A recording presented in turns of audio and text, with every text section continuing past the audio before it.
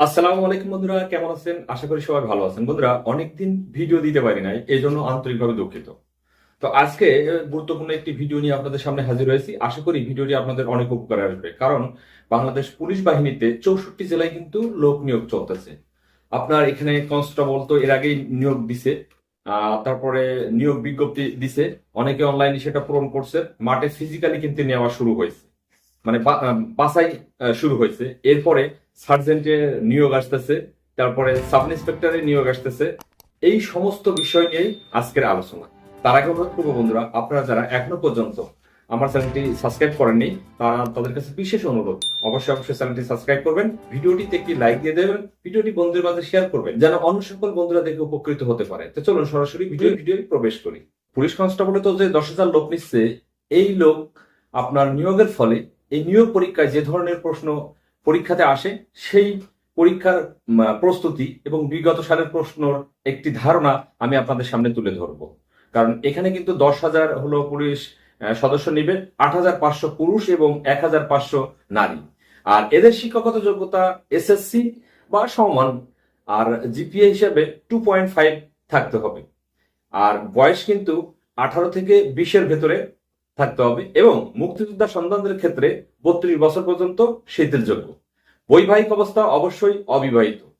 আর আবেদন প্রক্রিয়ায় police Teletalk ওয়েবসাইটের মাধ্যমেও কিন্তু অনলাইনে তো আবেদন করছে। এবার আমরা আলোচনা করব যে শারীরিক যোগ্যতা, কতটুকু শারীরিক যোগ্যতা থাকলে একজন মানে ব্যক্তি পুলিশে ভর্তি হতে পারে।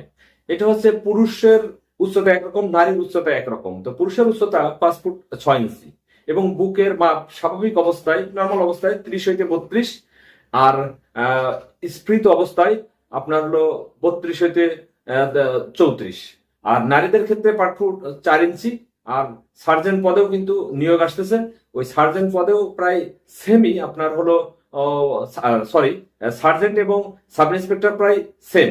আর এই পদে কিন্তু স্বরাষ্ট্র মন্ত্রণালয় বাংলাদেশ পুলিশের থেকে যতটুকু তথ্য সংগ্রহ করেছি, তাতে 4,000 নিরস্ত্র সাব ইন্সপেক্টর পদ কিন্তু সৃষ্টির প্রস্তাব কিন্তু চূড়ান্ত হয়ে গেছে। খুব শীঘ্রই এই মানে নিয়োগ প্রক্রিয়া কিন্তু শুরু হয়ে যাবে। তো চলুন আমরা এখন আলোচনা করি যে সার্জেন্টের মানে উচ্চতা কতটুকু লাগে। সার্জেন্টের উচ্চতা একটু বেশি, 5 ফুট 8 ইঞ্চি, এবং 5 ফুট, মহিলাদের ক্ষেত্রে 5 ফুট 4 ইঞ্চি, বুকের মাপ স্বাভাবিক 32, এবং স্ফীত অবস্থায় 34 কিন্তু প্রযোজ্য। দৃষ্টিশক্তি 6 কিন্তু থাকা। তো শারীরিক ভাবে যখন আপনি সক্ষমতা অর্জন করলেন, বা আপনার যদি সেই যোগ্যতা থাকে, তারপরে কিন্তু আপনার মাঠে পরীক্ষায় উত্তীর্ণ হতে হয়। আর পরীক্ষার্থীদের মাঠে কি কি ইভেন্টে অংশগ্রহণ করতে হয়, সেই বিষয়টি এখন আপনাদের সামনে আলোচনা করব। মাঠে প্রথমেই 1600 মিটার দৌড়, এবং নারীদের ক্ষেত্রে কিন্তু 1000 মিটার। আর লং জাম্প এবং হাই জাম্প আছে। মানে উচ্চতা এবং দূরত্ব অনুযায়ী নির্দিষ্ট মানে সিস্টেম থাকে, সেই সিস্টেমের ভিতরে লাভ দিতে হয়, নির্ধারিত মাঠে নির্ধারণ হয়। এবং অন্যান্য ক্ষেত্রে আপনার পুশ আপ আছে, তারপরে রোপ ক্লাইম্বিং আছে, তারপরে রশি বেয়ে ওঠা আছে, ড্রগিং আছে। এরকম বিভিন্ন ধরনের মাঠে কিন্তু আপনার মানে আপনার কাজ করা লাগে বা পরীক্ষা দেওয়া লাগে। এইসব পরীক্ষায় উত্তীর্ণ হলেই আপনার সামনে তখন চলে আসে আপনার হলো লিখিত পরীক্ষা। আর লিখিত পরীক্ষায় কি কি ধরনের প্রশ্ন আসে, বিশেষ করে কনস্টেবলে, সে বিষয়টি তো আলোচনা করবো, আগেই বলছি। তার আগে অনুরোধ করবো বন্ধুরা, এখনো পর্যন্ত যারা চ্যানেলটি সাবস্ক্রাইব করেনি, তারা অবশ্যই অবশ্যই চ্যানেলটি সাবস্ক্রাইব করবেন, ভিডিওটি লাইক দিয়ে দেবেন, ভিডিওটি বন্ধুদের মাঝে শেয়ার করবেন, যেন অন্য সকল বন্ধুরাও দেখে উপকৃত হতে পারে। এরপরে লিখিত পরীক্ষা শেষ হলেই আপনার সেখানে কিন্তু শেষ না, আরো দুটি পরীক্ষা আছে। একটা হলো যে আপনার মৌখিক পরীক্ষা, অর্থাৎ ভাইবা পরীক্ষা। আর ভাইবা পরীক্ষায় কি ধরনের প্রশ্ন আসে সেই বিষয়ে কিন্তু আমার চ্যানেলে একাধিক ভিডিও দেওয়া আছে, আপনারা ইচ্ছা করে সেখানে দেখে নিতে পারবেন। এরপরে আপনার ভাইবা পাশ করলে কিন্তু আপনার হলো না, এরপরে চূড়ান্ত ভাবে মেডিকেল পরীক্ষা আছে। সেই পরীক্ষা আসলে আপনাদের কোনো কষ্ট না, কষ্ট হলো ডাক্তার পরীক্ষা নিরীক্ষা করে দেখবেন যে আপনি গর্বিত বাংলাদেশ পুলিশ বাহিনীর জন্য কতটুকু ফিট, শারীরিক সক্ষমতা আছে। সেই সব যাচাই বাছাইয়ের পরে আপনার চূড়ান্ত ভাবে নিয়োগ কিন্তু প্রদান করা হবে। তো আপনাদের অনুরোধ করব, নিয়োগ প্রক্রিয়ার ক্ষেত্রে আপনারা কোনো অনৈতিক কোনো কিছুর মানে আশ্রয় গ্রহণ করবেন না, চেষ্টা করবেন নিজ যোগ্যতা বলে যেন আপনারা নিয়োগ পেতে পারেন। এই জন্য আপনাদের দরকার আপনাদের হলো পড়াশোনা করা। অবশ্যই পড়াশোনা আপনারা করেই ভর্তি হবেন, কারণ পড়াশোনা না করলে পুলিশে ভর্তি হওয়াটা অত্যন্ত টাফ ব্যাপার। তো এখন আমি আপনাদের একটা বেসিক ধারণা দিয়ে দেব যে বাংলাদেশ পুলিশ নিয়োগ পরীক্ষায় আপনার কি ধরনের প্রশ্ন পরীক্ষা আসে, সময় কত থাকে। এটা নির্ধারিত একটা সময় আছে, 1 ঘন্টা 30 মিনিট, এবং পূর্ণ মার্ক থাকে কিন্তু 45 মার্ক। প্রত্যেক প্রশ্নের মানে শেষ প্রান্তে কিন্তু মার্কটা দেওয়া থাকে, যে এটাই 10, এটাই 5, এটাই 15। যেমন ধরেন রচনা লিখুন যে কোনো একটি, আপনার থাকতে পারে বর্ষাকাল, শরৎকাল, আমি এক্সাম্পল দিচ্ছি মাত্র। তারপরে আপনার এরকম হতে পারে যে সড়ক দুর্ঘটনা ও তার প্রতিকার, বা তেলের যে এখন সমস্যা চলতেছে এই সংক্রান্তে, এরকম অনেক কিছু থাকতে পারে। এটা ছাড়াও আপনার এরকম থাকতে পারে যে মাদকাসক্তির মানে অপকারিতা এবং প্রতিকার, তারপরে হলো আপনার এরকম ধরনের প্রশ্ন আপনার থাকতে পারে। তো আপনারা সেইভাবে প্রস্তুতি নিয়ে নেবেন। আমি একটা বেসিক ধারণা দিয়ে দিচ্ছি, পুরো প্রশ্নটা তো আমি দেখি না বলতে পারবো না। এরপরে ধরেন এমন হতে পারে যে অর্থ সহ বাক্য রচনা করো, যেমন বাগধারা, যেমন ইচড়ে পাকা, আমড়া কাঠের ঢেকি, এরকম ধরনের বিভিন্ন ধরনের কিন্তু আপনার হলো বাগধারা থাকতে পারে। 4-5টা বাগধারা থাকলো। যেমন ধরেন হলো চোখের মণি, মানে অর্থাৎ অতি প্রিয় বা প্রিয় বিধবার চোখের মণির একমাত্র মেয়েটু শেষ পর্যন্ত মারা গেল। তারপরে যেমন যেমন ঢাক পেটানো মানে প্রচার করা, ঢাকের কাঠি, যেমন মোসাহেব, তারপরে হলো ধামা ধরা, এই ধরনের কিন্তু বাগধারা কিন্তু মানে আপনার পরীক্ষা আসতে পারে। যেমন ননির পুতুল, মানে যে কষ্ট সহ্য করতে অক্ষম, আছে না এক ধরনের এরকম ননির পুতুল, আমাদের এখানেও আছে।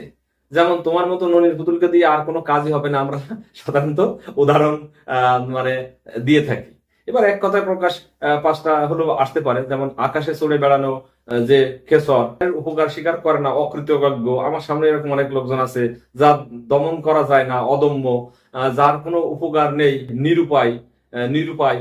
ইংরেজিতে আবার 5টা ট্রান্সলেশনও আসে। ইংরেজিতে 5 মার্কের জন্য অনেক সময় 5টা ট্রান্সলেশন থাকতে পারে, সবসময় থাকে আমি এরকম বলছি না। প্যারাগ্রাফও থাকতে পারে, এসেও থাকতে পারে, বিভিন্ন ধরনের থাকতে পারে। কিন্তু নর্মালি অধিকাংশ ক্ষেত্রে যেটা থাকে, আমি আগেই বলছি যে বেসিক একটা ধারণা দিয়ে দেবো। ধরেন 5টা ট্রান্সলেশন আসলো 5 মার্কের জন্য। যেমন রহিম ভাত খায়, রহিম ইজ ইটিং রাইস। গতকাল বৃষ্টি হচ্ছে, it has been raining since yesterday. আমার ভাই একজন police officer, my brother is a police officer. এরকম ধরনের মানে ট্রান্সলেশন কিন্তু আসতে পারে। ধরেন বাংলাদেশ একটি স্বাধীন দেশ, Bangladesh is a independent country. তারপরে মানুষ মাত্রই ভুল করে, টু ইয়ার ইজ হিউম্যান। তারপরে যেমন আসলে যে আকাশ নীল, দি স্কাই ইজ ব্লু। এরকম আসতে পারে যে পাখিরা আকাশে ওড়ে, the bird fly in the sky or birds fly in the sky. যে কোনো ভাবে আপনারা লিখতে পারেন। আমি আমার দেশকে খুব ভালোবাসি, I love my country very much. তারপরে এরকম আসতে পারে গরু ঘাস খায় জীবন ধারণ করে, the cow lives on grass. এরকম ইংরেজিতে ট্রান্সলেশন আসতে পারে। ধরেন বাংলায় অনুবাদ করো, এরকম 5টা ট্রান্সলেশনও থাকতে পারে। আপনার হলো ইংরাজি থাকলো, সেখানে তার অল্টারনেটিভ বাংলা থাকলো। যেমন কর্ণফুলী নদীর তীরে, চট্টগ্রাম কর্ণফুলী নদীর তীরে, বা ঢাকা বুড়িগঙ্গা নদীর তীরে, বাংলা লেখা থাকলো, সেটারে ইংরেজিতে লিখতে হবে। আমি চায়ের চেয়ে দুধ পছন্দ করি, থাকলো যে আমি চা থেকে দুধ পছন্দ করি, আই প্রিফার মিল্ক টু টি। আমি চায়ের থেকে দুধ পছন্দ করি। সূর্য পূর্ব দিক থেকে উদিত হয়, the sun rise in the east. এরকম আসতে পারে। ইংরেজিতে কথা বলতে পারে না, he can not speak English. পিতামাতাকে শ্রদ্ধা করো, রেসপেক্ট ইউর প্যারেন্টস। এরকম ধরনের কিন্তু আপনার প্রশ্ন থাকতে পারে। অধিকাংশ ক্ষেত্রে দেখা যায় এই কোয়ালিটির প্রশ্ন থাকে। তো আপনারা যদি এইসব বিষয়ে মানে প্রস্তুতি নিয়ে যান, তাহলে কিন্তু অবশ্যই অবশ্যই আপনাদের পরীক্ষাটা অত্যন্ত ভালো হবে।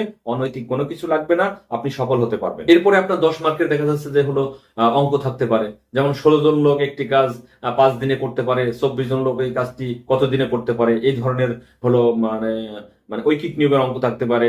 তারপরে আপনার হলো সরল অঙ্ক থাকতে পারে। এই অঙ্কের ভিতরে আবার দেখা যাচ্ছে এরকম হতে পারে যে পাটিগণিত থাকতে পারে, বীজগণিত থাকতে পারে। যেমন a plus B equal to 7, A B equal to 12, তবে এ এর মান কত, এরকম মান নির্ণয় অঙ্ক কিন্তু থাকতে পারে। তো এইসব বিষয়গুলো আপনারা হলো দেখে যাবেন। আবার হলো এরকমও থাকতে পারে যে এ বি স্কোয়ার এর মানটা বা এই ফর্মুলাটি কি লেখো, A plus whole square minus 4ab।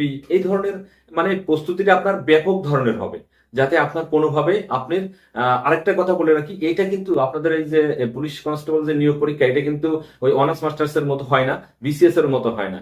এটা কিন্তু আপনার হলো এই মানে 9-10 এর যে মূলত যে বেসিক ইংরেজি, যে বেসিক বাংলা, এই যে বিষয়গুলো আছে, এই বিষয়গুলো যদি কেউ সঠিকভাবে পড়াশোনা করে, তাহলে সে অবশ্যই সফলতার সাথে উত্তীর্ণ হবে, এটা আমার দৃঢ় বিশ্বাস। এবার ধরেন 5 মার্কের বা 10 মার্কের এরকম হলো যে আপনার সংক্ষিপ্ত সারে উত্তর দিন, অর্থাৎ এক কথায় উত্তর দেওয়ার মতো। বাংলাদেশের সবচেয়ে বড় বিল কোনটি? আপনারা অনেকে জানেন, তারপর আমি বলি চলন বিল। তারপরে কত সালে যুক্ত ফ্রন্ট গঠন করা হয়েছিল 4 ডিসেম্বর 1953 সাল। আমি উত্তর বলতে যাচ্ছি না, উত্তর বলতে গেলে আসলে অনেক সময় লেগে যাবে। এর ভিতরে যদি বেশি প্রশ্নের ধারণা দিতে পারি তাহলে আপনারাই সবচেয়ে বেশি উপকৃত হবেন। যেমন বাংলাদেশের প্রথম অস্থায়ী সরকার কোথায় মানে অবস্থিত হয়েছিল, বাংলাদেশে কততম দেশ হিসেবে স্যাটেলাইট উত্থাপন করেন, এটা কিন্তু 57তম।